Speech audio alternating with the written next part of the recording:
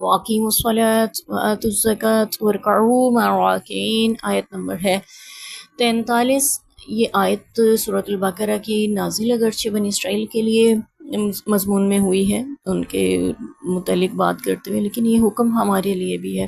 تو اس سے یہ ایک بات پتہ چلی کہ پہلی قوموں پہ بھی نماز کا حکم تھا، زکوٰۃ کا حکم تھا، اور باجماعت نماز کا حکم بھی تھا۔ وَارْكَعُوا مَعَ الرَّاكِعِينَ، رکوع کرو رکوع کرنے والوں کے ساتھ۔ تو ہمارے لیے بھی اس میں حکم ہے۔ أَتَأْمُرُونَ النَّاسَ بِالْبِرِّ وَتَنْسَوْنَ أَنفُسَكُمْ، نماز قائم کرنا کسے کہتے ہیں، اس کا ہم تفصیلی ذکر پچھلے سبقوں میں پڑھ چکے ہیں۔ اور زکوٰۃ کس میں سے کتنی دینی ہے، یعنی فصلوں میں سے کتنی دینی ہے، زیور میں سے، پیسے میں سے، اس کا نصاب بھی ہم پچھلے سبقوں میں پڑھ چکے۔ وَارْكَعُوا مَعَ الرَّاكِعِينَ سے مراد رکوع کرنے والوں کے ساتھ رکوع کرو، یعنی باجماعت نماز ادا کرو۔ أَتَأْمُرُونَ النَّاسَ بِالْبِرِّ، کیا تم لوگوں کو نیکی کا حکم دیتے ہو، وَتَنْسَوْنَ أَنفُسَكُمْ، اور تم اپنے آپ کو بھول جاتے ہو، وَأَنْتُمْ تَتْلُونَ الْكِتَابَ، جبکہ تم تلاوت کرتے ہو کتاب کی، أَفَلَا تَعْقِلُونَ، کیا تم عقل نہیں رکھتے۔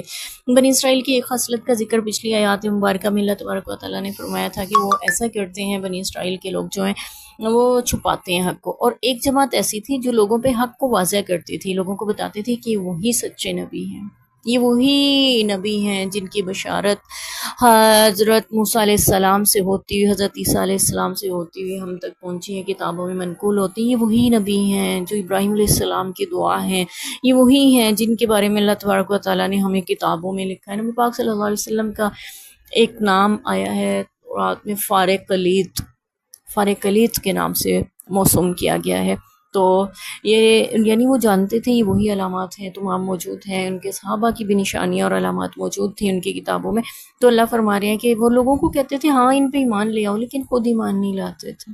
اللہ ان سے مخاطب ہو کے اس جماعت سے جو حق بتاتے ہیں، لوگوں کو تو نیکی کا حکم دیتے ہیں، لوگوں کو تو ایمان لانے کو کہتے ہیں، لیکن خود کو بھول جاتے ہیں، جبکہ وہ کتاب بھی پڑھتے ہیں پھر بھی عقل نہیں کرتے۔ تو یہ اس میں ہمارے لیے بھی سبق ہے، اگر ہم لوگوں کو نیکی کی تلقین کر رہے ہیں اور خود عمل نہیں کر رہے ہیں تو اس شخص کی مثال بھی ایسی ہی ہے جیسے یہود کے علماء کی وہ جماعت کرتی تھی جو لوگوں کو نیکی کا حکم دیتی تھی، برائی لیکن خود عمل نہیں کرتی تھی، اور جبکہ اس کے وہ تلاوت، قرآن کی تلاوت، کتاب کی تلاوت بھی کرتے، کیا تم عقل نہیں رکھتے۔ بعض کے نزدیک تتلون الکتاب سے مراد یہ ہے کہ وہ قرآن پاک کی تلاوت کرتے ہیں، کتاب سے مراد قرآن ہی ہے۔ تمام انبیاء اکرام کو قرآن ہی میں سے آیات عطا کی گئی ہیں، کسی کو 2، 4، 10، 8، 12، یعنی جتنی اللہ نے چاہا عطا فرما دی ان آیات میں سے، باقی بھی کتابیں یعنی ان کی بھی نازل ہوئیں۔ تو اصل کتاب جو ہے وہ قرآن پاک کا نام جو ہے الکتاب، وہ ہم نے پہلے پڑھا تھا، اس کا نام ایک کتاب عربی ہے۔ تو یعنی کتاب کی تلاوت کرتے ہیں تو اس سے وہ آیتیں ان کو بھی عطا ہوئیں، تو اور ان کی کتابوں میں ہی درج ہوئیں، اور اللہ کے نبی حبیب صلی اللہ علیہ وسلم کو یہ مکمل قرآن اللہ تعالیٰ نے عطا کیا۔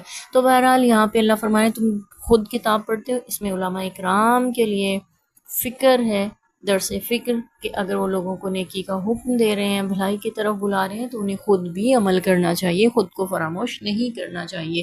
یہ مقصود نہیں ہے، بلکہ خود عملی نمونہ بن کر نبی پاک صلی اللہ علیہ وسلم کے اسوہ کو اپناتے ہوئے لوگوں کو ایک اسلام کا عملی نمونہ بن کر دکھائیں، تاکہ انہیں پتہ چلے کہ دین پہ عمل کیسے ہوتا ہے۔ اللہ فرمانے تمہیں عقل نہیں رکھتے ہو۔